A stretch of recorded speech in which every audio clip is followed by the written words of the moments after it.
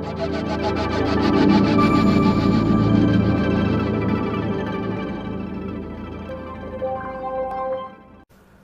नमस्कार बच्चों, कैसे हैं आप लोग। स्वागत है एक बार सभी बच्चों का एजुकेटर्स प्लस परिवार में। मैं हूं सचिन। शुरुआत करते हैं बेटा आज के क्लास की। जैसा कि आपको पता है, एंटरप्रेन्योरशिप का जो सिलेबस है, इस पर बहुत सारे बच्चों को दिक्कत आ रही है कि सर सिलेबस कौन सा होगा, क्या क्या टॉपिक्स होंगे। बहुत सारे सवाल एजुकेटर्स प्लस के पास आए हुए हैं। तो इन सब चीज़ों को देखते हुए आज का ये जो सेशन है वो स्पेशली डिज़ाइन किया गया है। इस पे हम हर एक चीज़ पर बहुत बारीकी से बात कर लेते हैं, सिलेबस भी डिस्कस कर लेंगे और साथ में एक बहुत ही महत्वपूर्ण टॉपिक जो एंटरप्रेन्योरशिप के अंदर पूछा गया है और जिसमें क्वेश्चंस कई सारे बने हैं। और सीधा सीधा अगर मैं ये कहूँ कि अगर वो एक टॉपिक भी अगर बच्चे का क्लियर होता तो कम से कम 6 से 7 सवाल वो क्लियर कर लेता। तो आज हम सबसे पहले डिस्कस करेंगे इसके सिलेबस को और फिर उस टॉपिक की शुरुआत करेंगे। तो चलिए फटाफट से एक बार बच्चे कनेक्ट हो जाइएगा। टॉपिक है आपका क्या, एंटरप्रेन्योरशिप, उद्यमशीलता। आपको पता है उद्यमशीलता के बारे में, यह एक प्रक्रिया है। यह क्या बेटा, एक प्रोसेस है जिसमें आप एक कैलकुलेटेड रिस्क लेकर अपना एक सेटअप शुरू करते हैं, या आम शब्दों में कहें तो एक अपनी बिजनेस शुरू करते हैं। इसके लिए आपको बहुत सारे इंपॉर्टेंट जो ट्रेड्स हैं उनकी ज़रूरत पड़ती है, यानी कि वो ट्रेड्स आपके पास होने चाहिए, या नहीं है तो उसको हम डेवलप करते हैं। इसीलिए एक बहुत महत्वपूर्ण टॉपिक है एंटरप्रेन्योरशिप के अंदर, वो है एंटरप्रेन्योरशिप डेवलपमेंट। ये जो टॉपिक है ना, इससे ही बेटा कम से कम 10 सवाल आपको देखने को मिलते हैं। तो चलिए शुरुआत करते हैं। सबसे पहले इसके सिलेबस में आपको जो देखने को मिल रहा है, यहां पर पहला जो पार्ट मैंने स्पेशली सिलेबस का डिजाइन किया है वो इस चीज को देखकर किया है कि जो बच्चे बीएसटी वाले और एंटरप्रेन्योरशिप के दोनों में कंफ्यूजन क्रिएट कर रहे हैं वो सबसे पहले अच्छे से ध्यान से समझ लें। पहली चीज, एंटरप्रेन्योरशिप का जो सिलेबस है वो प्रेस्क्राइब नहीं किया गया है, यानी बीपीएससी के द्वारा इस सिलेबस को कहीं भी दिया नहीं गया है अलग से, राइट। लेकिन 12th क्लास में आपने इसको पढ़ा है, ग्रेजुएशन और पीजी लेवल पर भी इसके अलग अलग छोटे छोटे टॉपिक्स आपको देखने को मिले हैं। लेकिन आज हम उनको भी समेट करते हुए, उनका भी जो असेसमेंट करते हुए, और आपका जो पेपर कंडक्ट हुआ है ईपीएस का, उस पेपर में जो सवाल पूछे गए हैं उनकी एरिया को भी आइडेंटिफाई करते हुए एक बहुत ही सटीक सिलेबस हमने डिजाइन किया है। जो ये मान के चलिएगा, कोई सा भी पेपर आप ईपीएस का देख लें, उसके अंदर कोई भी सवाल इस सिलेबस से बाहर नहीं आएगा जो मैं आपको डिस्कस करने जा रहा हूं। काफी लंबे टाइम के बाद इस पर बहुत अच्छे से एक प्रॉपर कंप्रहेंसिव तरीके से चीजों को मैं बताने जा रहा हूं। पहला topic, principle of management. BST में भी टॉपिक आता है, ईपीएस में भी आता है। आप सवाल देख सकते हैं जो एग्जाम अभी हुआ है। यहां पर फ्यूल के प्रिंसिपल पूछे जा रहे हैं, टेलर के प्रिंसिपल पूछे जा रहे हैं, एल्टन मायू। ये 3 मुख्य रूप से आपको पढ़ना ही पढ़ना है। इसके बाद दूसरा जो टॉपिक है वो है मैनेजरियल फंक्शन, यानी ये बात हो रही है किसकी बेटा, प्रबंधकीय कार्य की। तो प्रबंधन के सिद्धांत और फंक्शन दोनों ही महत्वपूर्ण हैं। अब ये जो मैनेजरियल फंक्शन का टॉपिक है, इसके अंदर आपको कई सारी चीजें देखने को मिलेंगी, जैसे प्लानिंग मिलेगा, ऑर्गेनाइजिंग मिलेगा, लीडिंग मिलेगा, कंट्रोलिंग मिलेगा। ये सभी टॉपिक के सवाल पूछे जा रहे हैं। और डायरेक्टिंग के अंदर कम्युनिकेशन का सवाल पूछा जा रहा है, मोटिवेशन का सवाल पूछा जा रहा है। तो मैनेजरियल फंक्शन ऐसा नहीं है कि केवल आपको बीएसटी वाले ही पढ़ते हैं।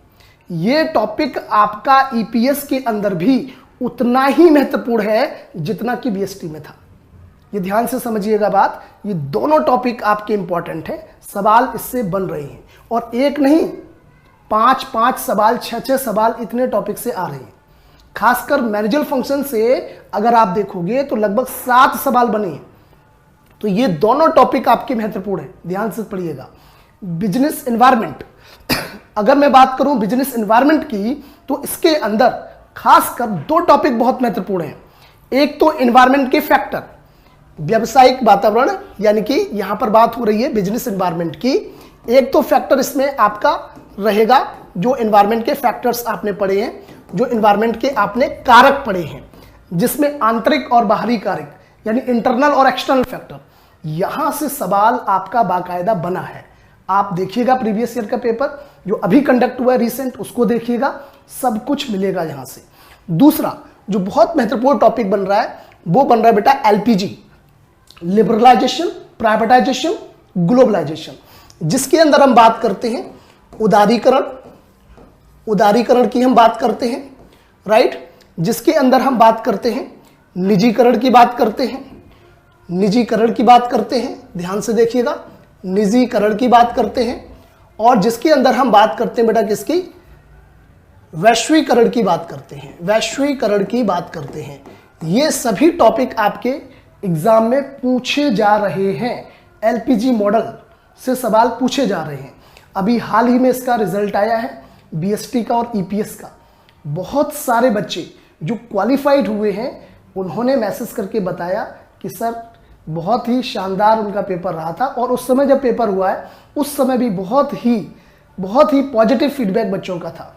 इससे ये अंदाजा लगाया जा सकता है कि जब हम मेहनत से कोई काम करते, ईमानदारी से काम करते हैं और बिल्कुल सटीक तरीके से अपनी प्लानिंग करते हैं, तो आधा युद्ध आपका उसी समय जीत लिया गया है, ये मान के चलिएगा। क्लियर है बात। तीसरा जो टॉपिक है वो है बिजनेस फाइनेंस का। बिजनेस फाइनेंस में आपका जो सवाल बन रहा है लगभग 3 से 4 सवाल सीधे सीधे आपके बन रहे हैं। यहां पर फाइनेंसिंग के सोर्सेस क्या हैं, इस पर मुख्य रूप से चर्चा की जाएगी। फाइनेंशियल मैनेजमेंट से संबंधित चीजें पूछी जाएंगी। फाइनेंशियल मार्केट का टॉपिक यानी कि वित्तीय बाजार, इसमें आपके फैक्चुअल सवाल भी बन रहे हैं, अप्लाइड भी बन रहे हैं। कैपिटल मार्केट क्या है, उसके इंस्ट्रूमेंट क्या है, मनी मार्केट क्या है, उसके इंस्ट्रूमेंट क्या है, राइट। इसके अंदर जो हमारा सिक्योरिटी मार्केट है, कैपिटल मार्केट है, रेगुलेटर के बारे में सवाल पूछे जाएंगे, यानी कि सेबी के बारे में सवाल पूछे जाएंगे, और भी इससे संबंधित आपके सवाल इसमें देखने को मिल रहे हैं। ये सिलेबस ये मान के चलिएगा that is sure and certain 100% syllabus है। इससे सवाल बाहर जाने की कोई उम्मीद नहीं है, इसी के अंदर सब रहेगा, ये मान के चलिएगा। फुल इसका प्रॉपर हमने रिसर्च करके इसको डेवलप किया है, डिजाइन किया है, कोई भी चीज इसमें स्किप नहीं होगी, ये मान लो। मार्केटिंग का सवाल, मार्केटिंग सही पूछा जाए तो बिजनेस स्टडी से ज्यादा सवाल बता रहा हूं मैं, ये एंटरप्रेन्योरशिप में आई है। बीएसटी से ज्यादा सवाल मार्केटिंग के एंटरप्रेन्योरशिप से है। प्रोडक्ट डेवलपमेंट से सवाल पूछा जा रहा है, ब्रांडिंग से सवाल पूछा जा रहा है, मार्केटिंग मिक्स से सवाल पूछा जा रहा है, ये मान के चलो सेगमेंटेशन से सवाल पूछा जा रहा है। तो बहुत इंपॉर्टेंट टॉपिक हो रहा है ये। और तीसरा जो टॉपिक है वो है आपका आईपीआर, इंटेलेक्चुअल प्रॉपर्टी राइट, जिसे आप बोलते हो बौद्धिक संपदा। कौन सी बात हो रही है बेटा, बौद्धिक संपदा, यानी कि प्रॉपर्टी राइट्स की बात हो रही है। इंटेलेक्चुअल प्रॉपर्टी राइट्स, बौद्धिक संपदा अधिकार, इसको आप बोल सकते हो बौद्धिक संपदा अधिकार। ये सवाल यहां से पूछा जा रहा है आईपीआर से। कॉपीराइट से सवाल पूछा जा रहा है, बेटा ट्रेडमार्क से सवाल पूछा जा रहा है, और आपका जो सवाल है वो आपका पेटेंट से पूछा जा रहा है। ये तीनों ही टॉपिक आपके यहां पर देखने को मिलेंगे। इसके बाद अर्थशास्त्र, इकोनॉमिक्स जैसा कोई अलग से आपको सब्जेक्ट नहीं पढ़ना है, मैं आपको बहुत क्लियर कर देता हूं, इकोनॉमिक्स का कोई सब्जेक्ट इसमें नहीं है। लेकिन एक बहुत ही जो सामान्य चीज है जो सबको पता होनी चाहिए वो है डिमांड एंड सप्लाई का कॉन्सेप्ट। कुछ भी नया नहीं है इसमें, बहुत आसान है। डिमांड एंड सप्लाई यानी कि किसकी बात हो रही है बेटा, यहां पर बात हो रही है बेटा मांग और आपूर्ति की बात हो रही है।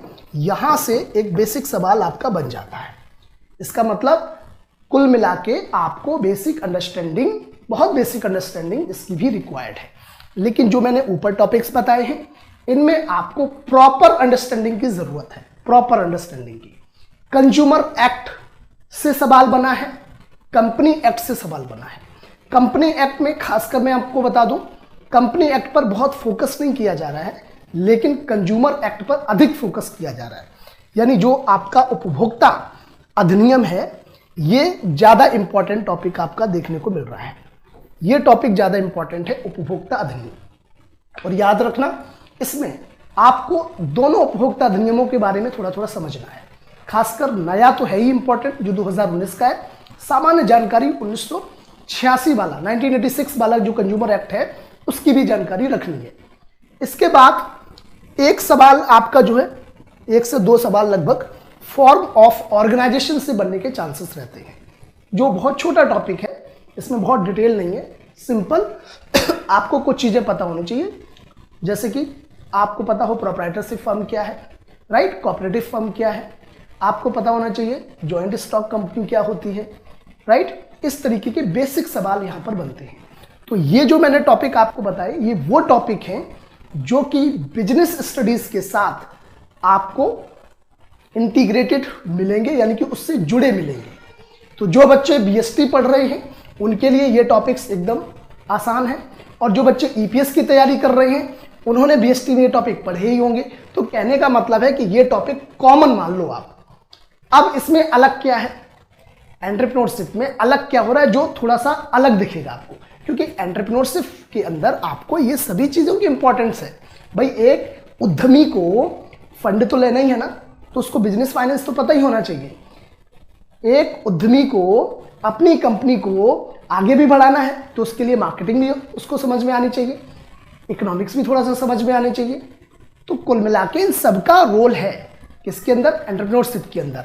लेकिन मुख्य रूप से जो फोकस किया जाएगा, जो आपको थोड़ा सा अलग दिखेगा, जिसका नोट्स, जिसका सिलेबस, जिसके की पॉइंट्स आपको बहुत कम मिलेंगे, जहां ज्यादा थोड़ा सा मेहनत करनी पड़ेगी वो टॉपिक्स निकालने की, वो टॉपिक आपके हैं एंटरप्रेन्योरशिप डेवलपमेंट, उद्यमिता का विकास। इसके अंदर इनका कॉन्सेप्ट क्या है, इसके जो प्रिंसिपल्स हैं वो देखने हैं, खासकर इसके 6C काफी इंपॉर्टेंट है, यहां से सवाल बनते हैं।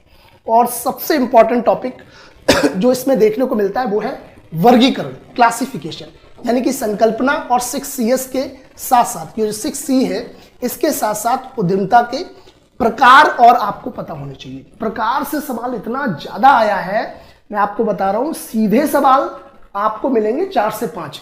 अगर आपने इसके क्लासिफिकेशन को बिल्कुल तरीके से पढ़ा है तो उससे जुड़े हुए सवाल भी आपको देखने को मिलेंगे। जैसे इनोवेशन से आप क्या समझते हैं, क्रिएटिव डिस्ट्रक्शन क्या होता है, रचनात्मक विनाश किसे कहते हैं, नए उत्पाद का विकास क्रम क्या होता है, ऐसे कई टर्म्स आपको वहां जोड़ के देखने को मिलेंगे। इसका मतलब क्लासिफिकेशन का टॉपिक बहुत ही हाईलाइटेड टॉपिक है, बहुत ही हाईलाइटेड टॉपिक है। इसके बाद थ्योरीज एंड प्रोसेस, इसमें आपको 3 से 4 ऑथर्स हैं, उनकी थ्योरीज देखने को मिलती हैं। खासकर अगर मैं बात करूं तो स्कम्टर साहब की थ्योरी देखने को मिलेगी, इंपॉर्टेंट थ्योरी है, उसकी तो बहुत ज़्यादा इंपॉर्टेंट थ्योरी है, ये मान लो। उनको कई बार हम एंटरप्रेन्योरशिप का जनक भी कहा जाता है। तो ये अलग अलग तरीके से चीज़ें आपको देखने को यहाँ पर मिलेंगी। इसके बाद डेवलपिंग कॉम्पिटेंसी, यानी कि दक्षता का विकास। एक एंटरप्रेन्योरशिप के अंदर क्या क्या कॉम्पिटेंट स्किल्स होनी चाहिए, क्या क्या कॉम्पिटेंट एरियाज होनी चाहिए, यानी आपके पास क्या क्या ट्रेड्स होनी चाहिए जो आपको एक कॉम्पिटेंट बनाएंगे, जो आपको भीड़ से अलग करेंगे, जो आपके सफलता की जो रेट है, जो सफलता की दर है उसको बढ़ाने का काम करेंगे। और एक टॉपिक इसके अंदर है एंटरप्रेन्योरशिप, ये काफी महत्वपूर्ण टॉपिक है। एंटरप्रेन्योर, खासकर इसको एंटरप्रेन्योर से ही जोड़कर देखते हैं।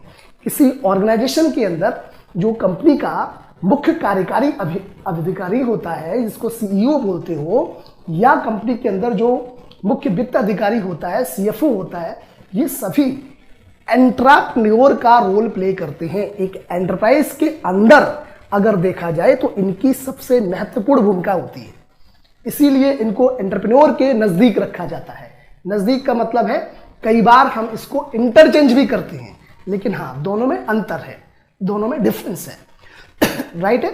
एंटरप्रेन्योर और एंटरप्रेन्योर दोनों अलग हैं, यानी कि उद्यमी और जो एंटरप्रेन्योर है वो उस उद्यम को चलाने के लिए की प्लेयर है, मुख्य लोग हैं, उसको एंटरप्रेन्योर बोलते हैं।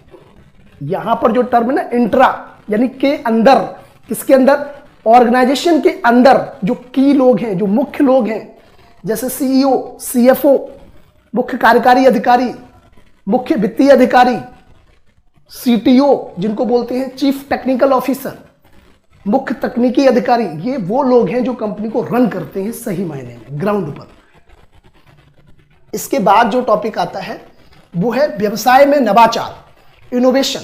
अब इसमें इनोवेशन क्या होता है, इसके प्रकार क्या होते हैं और कैसे आप एक अपॉर्चुनिटी को आइडेंटिफाई करते हैं, पहचानते हैं, और बिजनेस के अंदर स्क्रीनिंग कैसे होती है।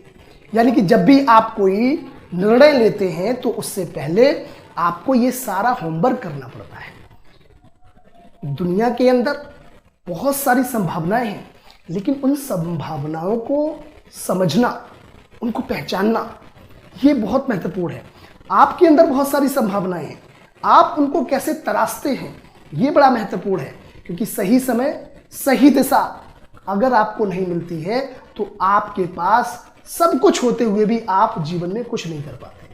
इसका कारण यही है कि कहीं ना कहीं हमें अपॉर्चुनिटीज को आइडेंटिफाई करना है। यहाँ पर आपको बिजनेस के आइडियाज को समझना है, स्क्रीन करना है। तो कुल मिला के एक नया बिजनेस सेटअप कैसे किया जाता है उसकी पूरी प्रक्रिया यहाँ पर देखने को मिलेगी। अगला जो टॉपिक है बहुत महत्वपूर्ण है ये, दैट इज व्यवसाय की योजना और व्यवहार्यता विश्लेषण।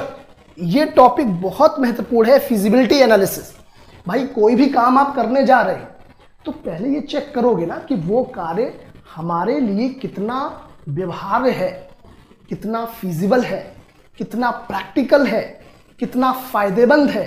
उस कार्य को मैं कर भी सकता हूं या नहीं कर सकता हूं, इस पर विचार विमर्श करना अत्यंत जरूरी है। तब जाके आप अगला कदम उठाएंगे। तो यदि कोई व्यक्ति विदाउट स्टडिंग द फिजिबिलिटी, बिना व्यवहार्यता के विश्लेषण किए अगर वो जंग में कूद जाएगा तो फिर समझ लीजिए उसको समस्या आनी ही आनी है। यानी कि चुनौतियां क्या हो सकती हैं भविष्य में, इन सबको पहले से आपको समझना होगा ताकि उसके हिसाब से आप नियोजन कर सकें, आप प्लान कर सकें, राइट। अब इसमें अगर देखें एक उद्यमी के दृष्टिकोण से, यानी एंटरप्रेन्योर के अगर हम जो है दृष्टि से देखें तो यहाँ पर आपको अलग अलग तरीके की फिजिबिलिटी एनालिसिस करनी होती है।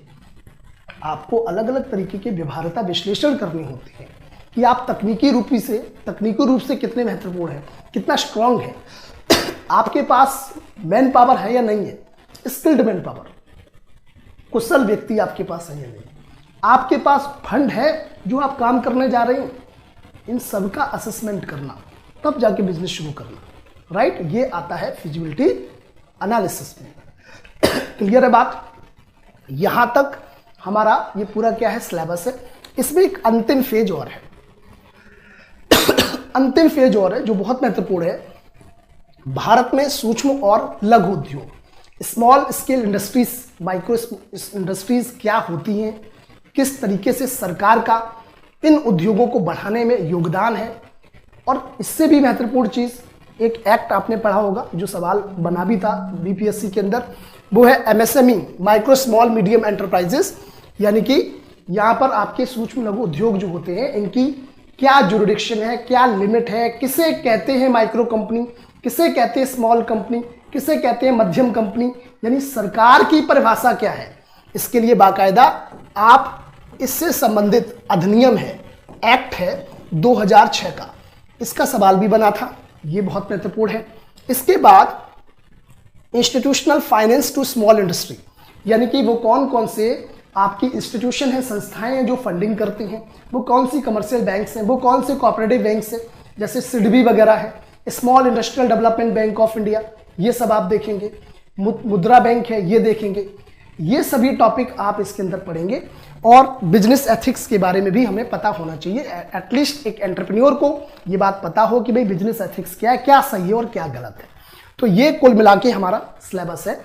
सिलेबस आपको बेशक ये बड़ा दिख रहा होगा, लेकिन इसको आप किस तरीके से पढ़ेंगे ये आप पर डिपेंड करता है। हम लोग इसकी बहुत ही ऑर्गेनाइज तरीके से, संगठित तरीके से बेहतर क्लास दे रहे हैं, बिल्कुल सिस्टमैटिक वे से, राइट। और अभी अगर हम देखें तो ये बिल्कुल सही मौका है, समय भी आपके पास इतना है कि आप बड़े आराम से इस कोर्स को अच्छे से कर सकते हैं। लेकिन डिले अगर आप कर रहे हैं तो फिर दिक्कत है। अब ये रोज रोज का क्या सब्जेक्ट चूज करना है, क्या नहीं करना है, ये सब सोचना बंद कर दो। मैंने सिलेबस को पूरा समझा दिया है। इसमें आप समझ सकते हो कि आप कहां पर खड़े हो और कहां पर आपको वर्क करना है। क्लियर है बात? चलिए एक टॉपिक लेते हैं बेटा, जो बहुत महत्वपूर्ण टॉपिक है, जो मैंने आपको बोला अभी अभी कि 5 से 8 सवाल के बीच में प्रभावित हो रहे हैं एक छोटे से टॉपिक से, जो टॉपिक है आपका क्लासिफिकेशन ऑफ एंटरप्रेन्योर, उद्यमियों का वर्गीकरण। यहां पर कई आधार पर आप जो है उद्यमी को विभाजित करेंगे, उनको बांटेंगे, उनको क्लासिफाई करेंगे, उनको वर्गीकृत करेंगे। जैसे पहला मैंने आपको दिखाया, यह है आपका फंक्शनल कैरेक्टरिस्टिक्स, यानी कि कार्यात्मक विशेषताओं की बात हो रही है। यानी फंक्शन के आधार पर उद्यमी का वर्गीकरण।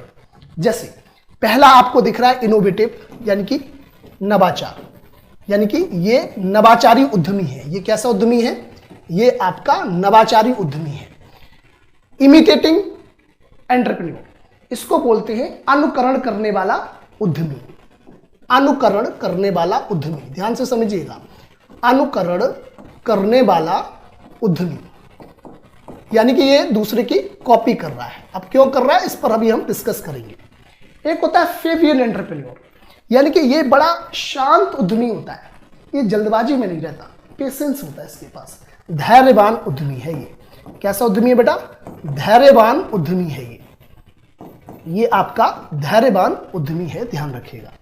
इसके बाद एक होता है ड्रोन। ड्रोन समझते हैं? ड्रोन का मतलब यहां पर है कि जो बड़ा रूढ़िवादी है, पुरानी परंपराओं पे चलने वाला है, यानी कि परंपरागत उद्यमी। परंपरागत उद्यमी, परंपरागत उद्यमी, ठीक है बेटा, ध्यान रखिएगा।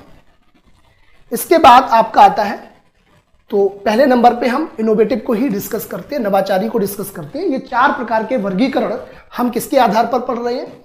कार्यात्मक विशेषताओं के आधार पर, यानी कि और भी कई तरीके के वर्गीकरण आप पढ़ेंगे और कहीं से भी सवाल बनते हैं। सीधा सीधा भी बनता है और घुमा के भी बनता है, एक टर्म को लेके भी सवाल बनाया जा सकता है। जैसे पहला नवाचार उद्यमी, इसके नाम से ही आपको समझ में आ रहा है कि ये इनोवेटिव एंटरप्रेन्योर है, नवाचार करने वाला है। नवाचार का मतलब क्या है? कुछ नया करना, कुछ जोड़ना पुराने में और उसमें नयापन लेके आना। तो इनोवेशन अगर हम देखें तो 2 तरीके के इनोवेशन आपको देखने को मिलते हैं। एक इनोवेशन जिसको हम बोलेंगे, एक हमारा जो नवाचार होता है वो होता है इंक्रीमेंटल। इंक्रीमेंटल, इसको हम क्या बोल सकते हैं बेटा? यानी कि पहले से जो है, पहले में कुछ नया जोड़ना, पहले में कुछ नया जोड़ने वाला एंटरप्रेन्योर, यानी कि ये पहले जो चीजें चल रही हैं उसमें कुछ नया कर देता है। और दूसरा जो होता है उसको बेटा हम बोलते हैं डिसरप्टिव। दूसरा जो बेटा होता है उसे हम क्या बोलते हैं? डिसरप्टिव। इसको बोलते हैं disruptive, disruptive innovation. Disruptive innovation यानी कि एक तरीके से बिल्कुल नया करना, एकदम नया। अब यहां पर पन नहीं है, नयापन नहीं है, नया उत्पाद विकसित करना, नया उत्पाद लाना, या फिर नई तकनीक लाना, नई तकनीक लाना।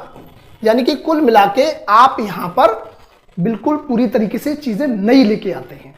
और इंक्रीमेंटल में पहले में इंक्रीमेंट कर देते हैं, पहले में कुछ जोड़ देते हैं, राइट? तो याद रखना बेटा, यहां पर 2 तरीके के इनोवेशन आपको मुख्य रूप से देखने को मिल रहे हैं। तो जो इनोवेटिव एंटरप्रेन्योर है, जो नवाचारी उद्यमी है, वो क्या करता है? जो पुराना चल रहा है उसमें कुछ नए लेके चीजें आता है, कुछ नए आइडिया उसके अंदर डालता है, कुछ नई जो है प्रोसेस को उसमें ऐड करता है पुराने वाले में, यानी कि मॉडिफाई कर देता है। और जो डिसरप्टिव वाला है वो बिल्कुल नई चीज प्रकट कर देता है, एकदम से नया प्रोडक्ट मार्केट में लॉन्च करता है। इसलिए जो नवाचारी उद्यमी होता है वो हमेशा एक नए आइडिया के साथ आता है, नए दृष्टिकोण के साथ मार्केट में आता है, राइट? नए प्लान के साथ मार्केट में आता है। और वो हमेशा, ध्यान रखना, वो हमेशा क्रिएटिव होता है, रचनात्मक होता है, वो नई रचना करता है, वो मार्केट के अंदर टेस्टिंग बहुत करता है, वो मार्केट के अंदर ट्राई बहुत करता है, वो ट्रायल ज़्यादा करता है, वो एक्सपेरिमेंट ज़्यादा करता है, वो अनुप्रयोग ज़्यादा करता है। इसीलिए इनोवेटिव एंटरप्रेन्योर को हम एक रिस्की एंटरप्रेन्योर कहते हैं। याद रखना, इनोवेटिव एंटरप्रेन्योर हमेशा वो एंटरप्रेन्योर होते हैं जिनके पास संसाधन सीमित मात्रा में होते ही होते हैं, यानी कि संसाधनों की कमी उनके पास ज़्यादा नहीं होती है। सीमित है लेकिन वो पर्याप्त है।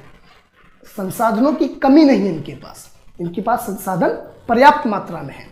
और बाकी आप जो एक सिंपल परिभाषा पढ़ते हैं संसाधनों की, भाई संसाधन सीमित तो हर जगह है, लेकिन कुछ ऐसे लोग हैं जिनके पास संसाधन है ही नहीं या बहुत कम है, इनमें ये नहीं आते। ये हमेशा याद रखना, ऐसे एंटरप्रेन्योर विकसित देशों में देखने को मिलते हैं जहां पर इनके पास पर्याप्त मात्रा में संसाधन होते हैं, जहां पर इनके पास पर्याप्त मात्रा में तकनीक होती है, जहां पर इनके पास गवर्नमेंट की भी सपोर्ट हो जाती है, जहां पर इनको एक ऐसा माहौल मिलता है कि जहां ये अनुसंधान कर सकते हैं, नया कुछ कर सकते हैं। तो याद रखना, इनोवेटिव एंटरप्रेन्योर आपको मुख्य रूप से विकसित देशों में मिलेंगे। किसमें मिलेंगे? विकसित देशों में। और ये कुछ नयापन लेके आएंगे, पुराने ढर्रे में नहीं होंगे, ये नई चीज लेके आएंगे। इनको बोलते हैं इनोवेटिव एंटरप्रेन्योर। अब दूसरा आता है इमिटेटिंग वाला। कौन सा बेटा? इमिटेटिंग। तो इसको समझने के लिए थोड़ा सा और आगे बढ़ते हैं, नेक्स्ट पेज पर हम इसको लेके चलेंगे। यहां पर हमने इनोवेटिव एंटरप्रेन्योर को समझा। अगर हम बात करें इमिटेटिंग एंटरप्रेन्योर की, इमिटेटिंग एंटरप्रेन्योर, इसको एक और नाम बोलते हैं बेटा, इसको एक और नाम बोलते हैं। यहां पर भी मैं लिख देता हूं जो कि आप बाद में गड़बड़ ना करें। इसको बेटा अडॉप्टिव एंटरप्रेन्योर भी बोलते हैं। क्या बोलते हैं? Adoptive entrepreneur. तो भूलना नहीं, इमिटेटिंग को अडॉप्टिव एंटरप्रेन्योर भी कहते हैं। राइट है बात? इमिटेटिंग को अडॉप्टिव एंटरप्रेन्योर भी कहते हैं, ध्यान रखिएगा। क्लियर है? तो यहां पर पहले मैं अडॉप्टिव भी लिख देता हूं जिससे कि आपको कोई कंफ्यूजन ना हो। मुख्य हेडिंग में अडॉप्टिव बना रहा हूं क्योंकि कई बुक्स में अडॉप्टिव भी लिखा होगा, तो बिल्कुल भी कंफ्यूज नहीं होना है। तो एक तो इमिटेटिव होता है या इमिटेशन कर सकते हो, एक अडॉप्टिव होता है यानी कि अनुकरण करने वाला, अनुकरण करने वाला एंटरप्रेन्योर, अनुकरण करने वाला। इसको शॉर्टकट में हम क्या कह सकते हैं? कॉपी करने वाला, नकल करने वाला, नकल करने वाला। अब एक बात तो बड़ा क्लियर है कि जो नकल करने वाला उद्यमी है वो कैसा होगा? जो नकल करने वाला है, जो कॉपी करने वाला है, जाहिर सी बात है उसके पास कहीं ना कहीं सीमित संसाधन होंगे, संसाधनों की कमी होगी, तकनीक की कमी होगी, उसके पास वो सुविधाएं नहीं होंगी जो डेवलप्ड कंट्री में मिल रही हैं लोगों को, जो वहाँ के उद्यमी है उस तरीके का उनको माहौल नहीं मिल रहा है। ऐसे लोग जो कि आपके मुख्य रूप से डेवलपिंग कंट्री और अंडर डेवलपिंग कंट्री में देखने को मिलते हैं, यानी कि जहाँ पर विकास धीमा है, जहाँ पर सरकार के पास उतना फंड नहीं है जो इतना अच्छा इंफ्रास्ट्रक्चर दे पाए, जो बुनियादी चीज़ें जो होती है ना, रोड, रेलवेज, ये इलेक्ट्रिसिटी, ये सब उतना अच्छा वहाँ पर नहीं मिलेगा। वहाँ तकनीक के लिए भी बहुत ज़्यादा कोई अलग से एफर्ट्स नहीं लगाए जा रहे हैं। ऐसे लोग जब अपना काम शुरू करते हैं तो चूंकि इनके पास उतने संसाधन नहीं है जिससे कि एकदम नई तकनीक लेके आ जाए, नया नवाचार कर दें, तो ऐसे में ये लोग जो एग्जिस्टिंग कंपनी है, जो पहले से लीड कर रही है मार्केट में, लीड कर रही हैं, जो मार्केट लीडर हैं, जो इनोवेटिव प्लेयर्स हैं, उनकी तकनीक को कॉपी करते हैं, उनको अडॉप्ट करते हैं, उनमें क्या करते हैं? उनका अडॉप्शन करते हैं, यानी कि उनको अपने यहाँ पर लाएंगे और उससे काम करेंगे।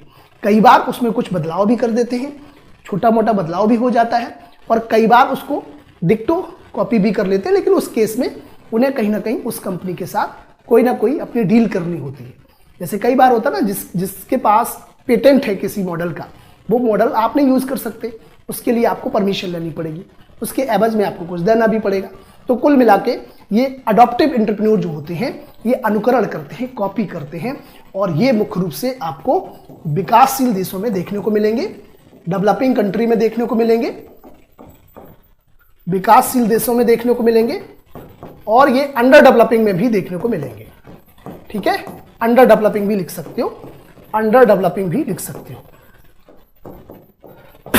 क्लियर है बात? इस तरीके से इसको रिलेट करिएगा। इसी तरीके से एक और आपको एंटरप्रेन्योर देखने को मिल रहा है, वो है आपका फैबियन और ड्रोन। ये दो और आपको हम एक एक करके समझाते हैं। देखिए, इसी पे हम दोनों बनाते हैं। एक तरफ लिखते हैं बेटा फैबियन एंटरप्रेन्योर, फैबियन एंटरप्रेन्योर,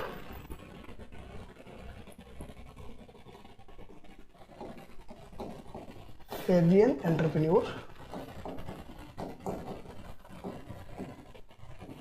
और एक होता है बेटा आपका ड्रोन एंटरप्रेन्योर।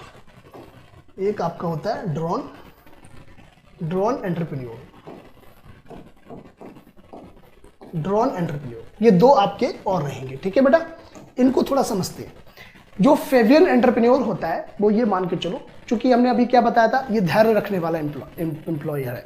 कैसा एम्प्लॉयर है, कैसा आपका उद्यमी है, धैर्य रखने वाला, पेशेंस रखता है, जल्दबाजी नहीं है इसको जल्दबाजी नहीं है। कोई भी काम करता है तो बड़ा सोच समझ के करता है, यानी ये बहुत रिस्की नहीं है, ये बहुत जल्दी रिस्क नहीं लेता। ये कोई भी काम करता है, जैसे कहते हैं ना ठंडा करके खाता है, ये जल्दबाजी में नहीं रहता। तो इससे दिक्कत भी होती है। दिक्कत क्या है, कई बार मार्केट में जो बड़ी अपॉर्चुनिटीज आती हैं, जब तक इसको समझ में आती हैं तब तक हो सकता है इनोवेटिव प्लेयर जो हैं, जो नवाचारी लोग हैं, जो अपॉर्चुनिटी को तुरंत ग्रैस्प करते हैं, जो रिस्की है, वो उसका फायदा उठा लेते हैं। लेकिन फेल्योर के चांस भी किसके ज्यादा होते हैं, फेल्योर यानी कि असफलता के चांस जो हैं वो भी उन्हीं के ज्यादा होते हैं जो ज्यादा रिस्की होते हैं, और सफलता के चांस भी उनके ज्यादा होते हैं। तो फेबियन वाले जो हैं कई बार इनके हाथ से ऐसे अवसर निकल जाते हैं, क्योंकि ये थोड़ा पेशेंस ज्यादा रखते हैं, ज्यादा धैर्य है इनके पास। तो ये कहीं ना कहीं जो फेबियन एंटरप्रेन्योर हैं, ये अगर कोई भी काम करते हैं तो प्रॉपर रिसर्च करके करते हैं, प्रॉपर रिसर्च करते हैं। इनके पास बेटा पेशेंस होता है, इनके पास आपको क्या दिखेगा, पेशेंस, यानी कि ये इनके पास धैर्य दिखेगा, ठीक है, इनके पास धैर्य दिखेगा और अनुसंधान करेंगे, उसके बाद कोई भी काम करेंगे। जल्दबाजी नहीं है इनके पास, ठीक है, कोई जल्दबाजी नहीं है इनके पास। और ऐसे एंटरप्रेन्योर जो हैं ये लॉन्ग टर्म प्ले करते हैं, ये लंबे रेस के घोड़े होते हैं, ये लंबे रेस के घोड़े होते हैं, ध्यान रखिएगा। ये लंबे रेस के प्लेयर होते हैं, लंबे रेस के खिलाड़ी होते हैं, ध्यान रखना। क्लियर है बात, क्योंकि हर एक चीज को बड़ा कैलकुलेट करके करते हैं, जल्दबाजी बिल्कुल भी नहीं है इनके पास, ठीक है। इनको बोलते हैं फेबियन एंटरप्रेन्योर। वहीं दूसरी तरफ ड्रोन एंटरप्रेन्योर है। ये जो लोग हैं ना, ये बड़ा रूढ़िवादी सोच के, पुरानी सोच के, बहुत परंपरागत एंटरप्रेन्योर है। जैसा चल रहा है वैसा चल रहे थे, कतई रिस्क नहीं लेना चाहते, ये कुछ नया करना ही चाहते, नए प्लान को लेना ही नहीं चाहते हैं। इनको लगता है कि जो ये ढर्रे पर चलने वाले लोग हैं, ये बेसिकली ढर्रे पर चलने वाले लोग हैं, ये बेसिकली ढर्रे पर चलने वाले लोग हैं। इनको हम क्या कह सकते हैं, इनको हम कह सकते हैं परंपरागत उद्यमी। इनको हम परंपरागत उद्यमी कहते हैं, ध्यान रखना, राइट। ये वो लोग हैं जो बदलाव का विरोध करते हैं, यानी कि ये रजिस्ट करते हैं चेंज को। ये क्या करते हैं बेटा, रजिस्ट चेंजेस, यानी कि बदलाव का विरोध,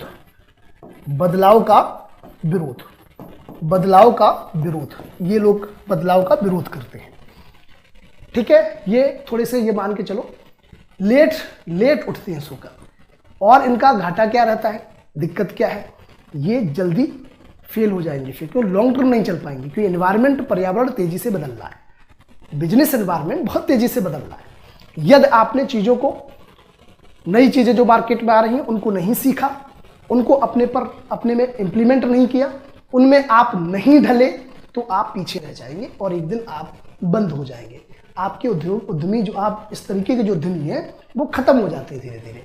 इनको बोलते हैं ड्रोन एंटरप्रेन्योर।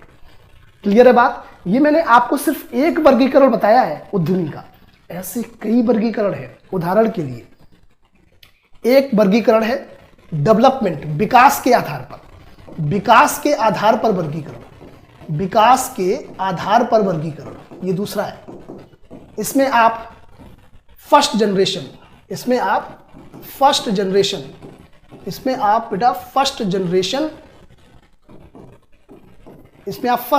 उद्यमी देखेंगे, फर्स्ट जनरेशन उद्यमी। इसके बाद आप देखेंगे नवोन्मेषी उद्यमी, जो मॉडर्न और इनोवेटिव एंटरप्रेन्योर हैं, जो करंट की आवश्यकताओं को ध्यान में रखते हुए काम करते हैं, वर्तमान को ध्यान में रखते हुए चेंजेस को एक्सेप्ट करते हैं, बदलाव को स्वीकार करते हैं, और जो कंज्यूमर है, जो उपभोक्ता है, उसकी बदलती जो आवश्यकताएं हैं उनको ट्रैप करते हैं, उनके हिसाब से चीजें बनाते हैं। और एक क्लासिकल एंटरप्रेन्योर है, एकदम स्टीरियोटाइप, जैसा हो रहा है वैसा होने दो, जैसा चल रहा है वैसा चलने दो, इनकी जो फीचर्स हैं वो काफ़ी ज़्यादा मिलती हैं किससे, ड्रोन एंटरप्रेन्योर से।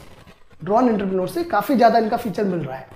विरासत में मिले उद्यमी होती हैं, इनहेरिटेड, दादा पिताजी का बिजनेस चल रहा है उसी पर वो भी सीट संभाल लेते हैं, कभी उन्होंने संघर्ष नहीं किया ना देखा, पुराना सीट चली आ रही है उसी पे बैठ जाते हैं। विरासत में मिले उद्यमी हैं। एक नौसिखिए होती है, जीरो एक्सपीरियंस, कोई अनुभव नहीं है इनको कंपनी चलाने का, फिर भी ये अपना काम शुरू करते हैं। कोई एक्सपीरियंस नहीं है फिर भी अपना काम शुरू करते हैं। ये नौसिखिए होते हैं, कई बार दूसरों के मोटिवेशन में आके भी ये काम शुरू करते हैं। इनको बोलते हैं नोविस एंटरप्रेन्योर। ये नौसिखिए है। इस पर भी हम काफ़ी लंबा डिस्कशन कर सकते हैं एक एक पॉइंट पर। अभी ये बिल्कुल शॉर्ट में मैं आपको बता रहा हूँ, नहीं तो इस पर भी हम लोग विस्तृत चर्चा कर सकते हैं। इसके बाद आपका जो है प्रेरणा पर आधारित, यानी कि यहां पर क्या है, किसी से प्रेरित होकर जो है आप उद्यमी बनते हैं। ध्यान से रखना, एक तो प्रेरणा दो तरीके की होती है ना, एक आंतरिक और एक बाहरी। अंदर से प्रेरणा आती है कि यस मुझे कुछ करना है, मुझे अपना बिजनेस करना है, मुझे भी जो है आगे बढ़ना है। जैसे कई बार होता ना कि आप देखते हो ये बंदा सैलरी लेता है वहीं को वहीं खड़ा है, ये देखो बिजनेस करता था आज कहाँ पहुंच गया। अंदर से मोटिवेशन आएगा। इसमें कई बार आप आर्थिक रूप से मोटिवेट होते हैं, इकोनॉमिकल मोटिवेशन, आर्थिक मोटिवेशन इसमें आपको ज़्यादा देखने को मिलता है। भाई अल्टीमेट क्या है, हर आदमी पैसा कमाना चाह रहा है और क्यों बिजनेस कर रहा है, पैसे कमाने के लिए कर रहा है। असली बात यही है। बाकी आप इधर उधर की बात करते रहें कि हम रोजगार देंगे, हम ये करेंगे, हम वो करेंगे, हम देश की सेवा करना चाहते हैं, वो अलग बात है। सही बात आर्थिक और कुछ नहीं है। दूसरा है इंड्यूस्ड एंटरप्रेन्योर, जिसको प्रोत्साहित करके लाया जाता है। एक तो देखो ध्यान से समझना, एक अंदर से आप आते हो, एक बाहर से आते हो। अब दोनों में अंतर क्या है, अंदर से आते हो यानी कि आपको आर्थिक लाभ चाहिए, एक होता है प्रेरित उद्यमी जिसको किसी से प्रेरणा मिली है बाहरी से। सरकार ने सब्सिडी दे दी, सरकार ने कहा भैया स्टैंड अप इंडिया प्रोग्राम चला दिया, जो महिलाएं या फिर जो शेड्यूल कास्ट और शेड्यूल ट्राइब SC ST से जो लोग हैं वो बिजनेस करें, उनको हम अच्छा खासा फंड देंगे। कई बार होता है कि बहुत सारी सब्सिडीज चला देती है सरकार कि तुम 5 लाख रुपए लगाओ, 2 लाख हम लगा देंगे, इस तरीके से। तो इसलिए आप जो है उद्यमी बनते हैं कि सरकार ने इतनी सुविधाएं दी हैं, चलो हम भी ये सुविधाएं ले लेते हैं।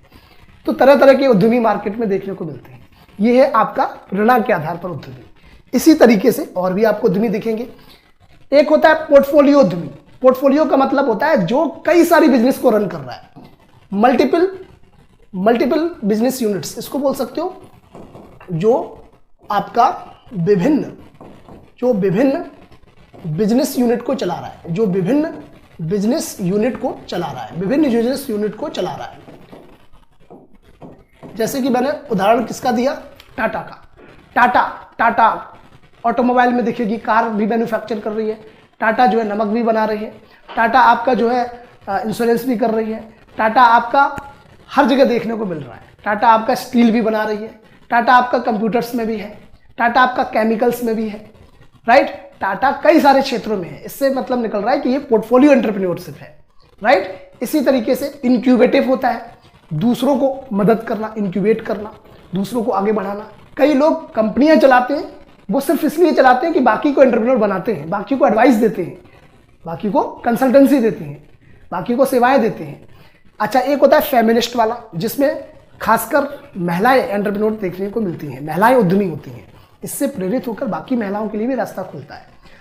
एक होता है एथनिक एंटरप्रेन्योरशिप। इसमें क्या होता है कि जैसे ना दिल्ली के अंदर मालूम पड़ा कि कोई भी एक सेक्ट ले लो, फॉर एग्जांपल आप अमेरिका में हैं, अमेरिका में कई सारे भारतीय मान लो एक जगह रहते हैं, उन सभी भारतीयों ने अपना एक ग्रुप बना लिया कि भाई अमेरिका के अंदर सभी भारतीयों ने एक ग्रुप बना लिया और कहते हैं अपना काम शुरू करते हैं। तो सभी भारतीय मिलकर अपने कुछ संसाधन दे देते हैं, रुपए पैसे जो भी उनके पास है, ऐसे करके अपना एक कंपनी चला लेते हैं। इसको बोलते हैं एथनिक। यहाँ पर जातीय उद्यमिता है। जात का मतलब ये वाली कास्ट नहीं, ठाकुर पंडित बनिया या फिर कोई दूसरी जाति, ये सब नहीं। यहाँ पर एथनिक का मतलब है जो एक रेस से आ रहे हैं, जो एक एरिया से बिलोंग करते हैं, जो एक संस्कृति से बिलोंग करते हैं, उनकी बात हो रही है। एक होता है सीरियल एंटरप्रेन्योर। सीरियल एंटरप्रेन्योर, इनका ये बड़ा चेंजेस वाले लोग हैं। कभी करेंगे, मान लो अभी उन्होंने काम शुरू कर दिया, पापड़ बनाने का काम शुरू कर दिया, पापड़ बनाते हो, ठीक है। कुछ दिनों बाद गिलास बनाने लगे, कुछ दिनों बाद इसमें भी मज़ा नहीं आया, कुछ दिन बाद मसाला बनाने लगे, मसाले का काम शुरू कर दिया, मसाले का काम शुरू कर दिया। कुछ दिन बाद मालूम पड़ा कि उन्होंने स्कूल चलाना शुरू कर दिया, लो ये वाला काम करने शुरू कर दिए। कुछ बार कुछ और, कुछ बार कुछ और, ऐसे करके ये बदलते रहते हैं। सीरियल एंटरप्रेन्योर है, निरंतर नव परिवर्तक उद्यमी, नए नए इंडस्ट्रीज में जाते रहते हैं, ये ऐसे लोग हैं।